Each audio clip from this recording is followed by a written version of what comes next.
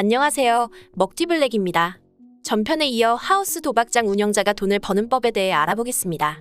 예를 들어 전통적인 동네 하우스의 도박 방식을 보면 500만 원의 도박 자금을 가진 10명의 도박꾼들이 각자 매일 500만 원의 1% 즉 5만 원의 하우스 사용료를 지불하면서 도박을 하는 방식입니다.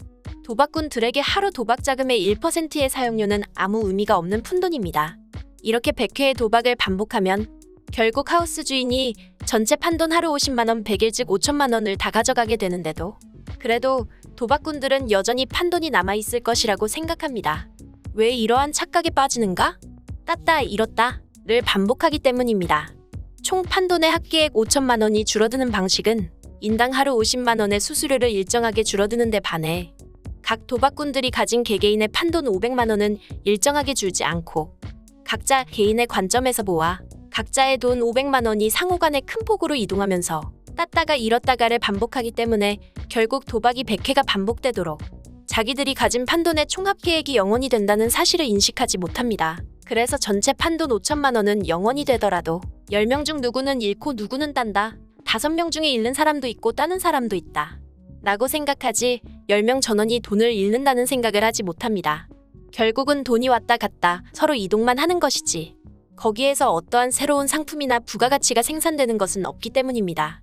만일 도박을 100회 반복하여 하우스 주인이 판돈을 전액 가져갔는데도 아직도 판돈이 남아있다면 그것은 위 방법이 틀린 것이 아니라 판돈이 늘어난 것입니다. 도박꾼들이 집에서 돈을 추가로 더 가져온 것입니다. 5천만 원을 하우스 주인이 다 가져가도 판돈 자체가 1억 원으로 늘어났다면 이미 전액 없어진 판돈 5천만 원은 눈에 보이지도 않습니다. 그러나 하우스 주인이 가져간 5천만 원을 제외하고 현재 하우스에 남아있는 1억 원의 판돈마저도 같은 패턴으로 90회 반복되면 1% 수수료 90회 이꼬르 90% 역시 하우스 주인이 전액 가져가고 판돈은 최종 제로가 될 수밖에 없습니다. 그때 가서도 판돈 1억 원의 전액을 하우스 주인이 가져갔다는 것을 느끼지 못하는 이유는 이미 자기도 모르는 사이 판돈이 5억 원으로 늘어났기 때문입니다.